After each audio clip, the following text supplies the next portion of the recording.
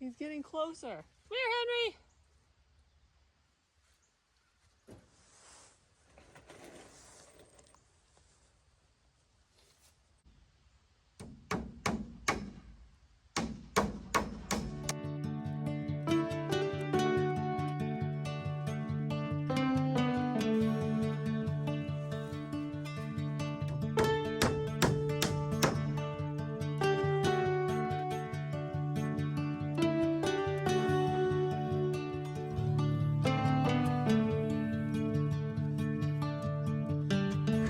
Alright, so as you can see, we've used up all of the 3/4 inch lumber that I had left over from the cabin project, and I've got this back wall here that I need to make planks for. So we're going to take a break in building the building and we're going to go get some more material.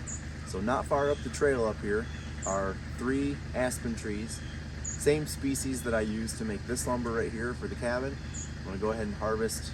I think I want to start with 1 tree, see how many logs I can make out of it, and see where we're at from there. I don't want to cut down any more trees than I have to right now. So we're going to take a measurement on these because all these planks should be the same length.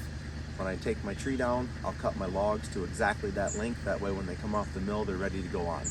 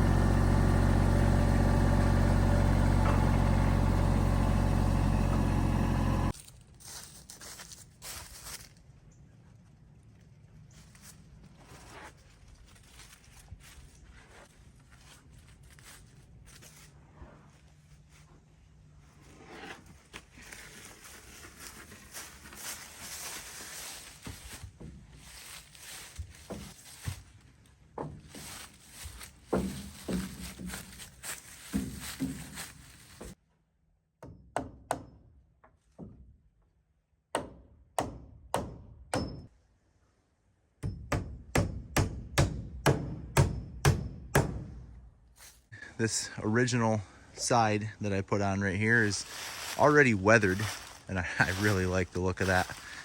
Back here, this new stuff that you saw me mill on the sawmill just the other day, this stuff is almost white, and this is what the grain looks like. Now remember, I built my cabin out of this stuff, and some of these boards got some real nice brown grain on the inside. These are the type of boards that I used on the floor of my cabin before, but in about a year of sitting out here in the weather, these will turn gray just like those other ones. And I'm trying to keep the bottom boards off the ground a couple inches so they're not in direct contact with the soil. So hopefully that keeps the bottoms of these from rotting out too quickly. But it's coming together pretty nice. This first batch of milled lumber right here, so I'm almost a third. That pole would be a third of the way across. I think I can get easily to this next pole right here, which is 2/3, maybe just a little bit past. So I'm only going to need to mill one more log to finish this project. And as you can see, I've got 3 logs over there, so I'll probably make some additional lumber to sit inside the woodshed here just to have. It's now always nice to have some lumber around.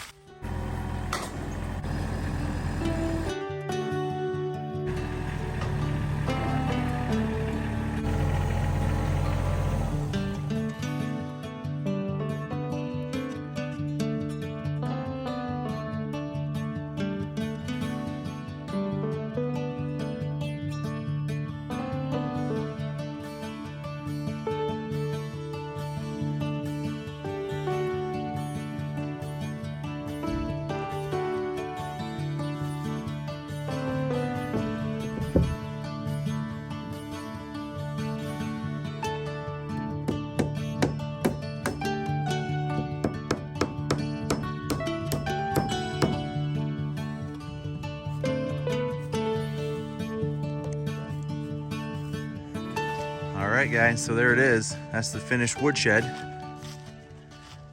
So it's 10 feet deep, 30 feet wide, and probably, I would guess, 9 to 10 feet tall on the front, probably 7 feet tall on the back.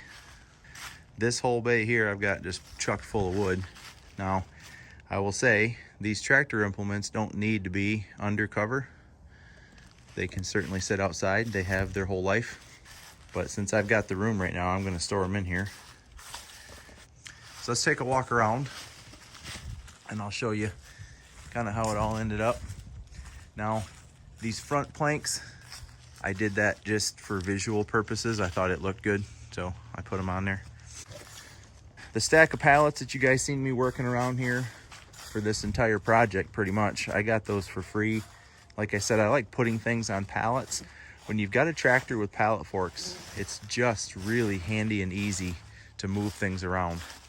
My overhang, I'm gonna turn around here and give you guys a look at the overhang. I've got probably maybe a 10-inch overhang overall here. That just happened to be the wood. I based this entire building on the lumber that I had made. And this 2x4 on the end is a perfect example. I had some 10-foot 2x4s, I think they're like 10'4" maybe. That's what I based the entire structure off of. So the height, the width, the distance between the posts, that's all based on what lumber I had already built. So if I had to guess total cost into this, since I had all the lumber materials, and I know you guys like to pick on me when I say the certain things were free because I had effort into them and I have my sawmill, and yeah, you're right.